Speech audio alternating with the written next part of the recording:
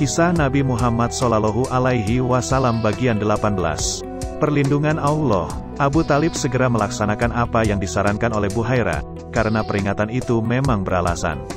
Segera, setelah Abu Talib dan Muhammad meninggalkan rumah Buhairah, datanglah 3 orang ahli kitab bernama Zurair, Daris, dan Tamam kepada Buhairah. Ketiganya menyandang senjata di pinggang. Mereka bertanya kepada Buhairah apakah ia juga melihat seorang anak dengan ciri-ciri seperti ini dan itu.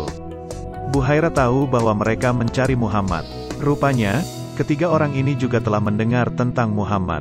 Buhairah memandang senjata-senjata yang mereka bawa dengan perasaan ngeri. Buhairah tahu mereka mencari Muhammad dengan maksud membunuhnya. Oleh karena itu, Buhairah berusaha memberikan perlindungan kepada Muhammad. Tidak henti-hentinya Buhairah menasihati ketiga tamunya akan adanya kekuasaan Allah.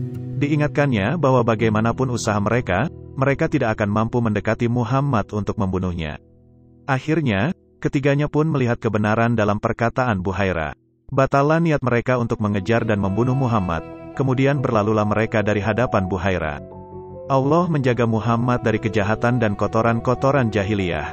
Allah membimbing Muhammad tumbuh menjadi orang yang paling ksatria, paling baik akhlaknya, paling mulia asal-usulnya, paling baik pergaulannya, paling agung sikap santunnya, paling murni kejujurannya, paling jauh dari keburukan dan akhlak yang mengotori kaum lelaki sehingga semua orang menjulukinya Al-Amin, karena Allah mengumpulkan sifat-sifat itu pada diri Muhammad. Kelak setelah menjadi Rasul, Muhammad bercerita tentang perlindungan Allah kepadanya sejak masa kecil dari segala bentuk kejahiliahan.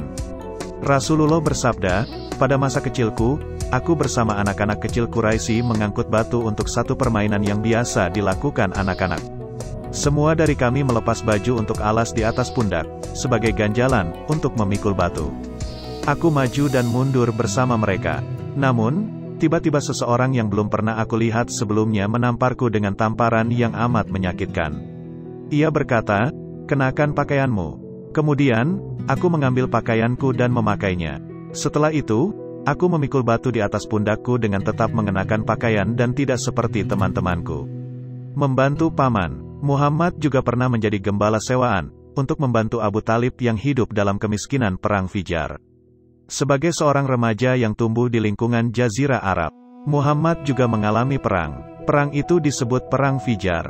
Saat peperangan dimulai, umur Muhammad memasuki 15 tahun. Perang itu sendiri disebabkan sebuah pembunuhan. Barats bin Qais dari Bani Kinanah membunuh Urwa ar-Rahal bin Utbah dari Bani Hawazin, hanya karena Barats jengkel ketika Urwa dipilih untuk memimpin kafilah dagang Nu'man bin Mundir yang kaya. Diam-diam, Barats mengikuti kafilah Urwa dari belakang dan membunuh Urwa.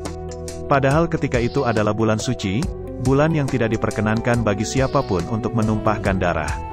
Karena Quraisy pelindung Barats, Bani Hawazin mengumumkan perang terhadap Quraisy untuk membalas kematian Urwa. Perang pun pecah pada bulan suci. Selama 4 tahun berturut-turut kedua belah pihak saling menyerang. Dalam pertempuran itu, awalnya Muhammad bertugas memunguti anak panah lawan yang berjatuhan dan memberikannya kepada paman-pamannya.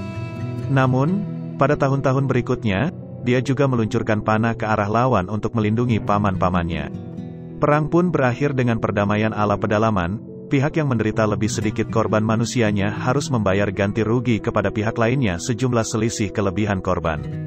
Dalam hal ini, pihak Quraisy yang lebih sedikit menderita korban harus membayar kelebihan korban sebanyak 20 orang Hawazin. Barats bin Qais. Barats bin Qais, si penyebab perang Fijar, adalah seorang pemabuk. Karena merusak citra sukunya, dia diusir dan mendapat naungan suku lain. Namun di sana, dia juga mabuk berat dan membuat onar kemudian diusir lagi. Akhirnya, Harb bin Muawiyah, ayah Abu Sofyan, menampungnya walaupun hampir saja Barats bin Qais diusir lagi, karena terus berbuat onar.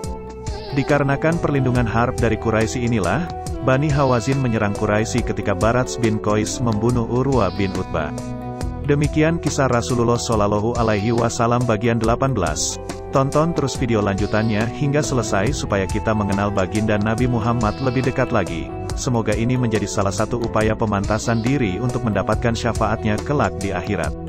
Tentunya tidak hanya mengenal kepribadian Rasulullah tapi juga melaksanakan perintah Allah dan Rasul-Nya serta menjauhkan diri dari perbuatan dosa.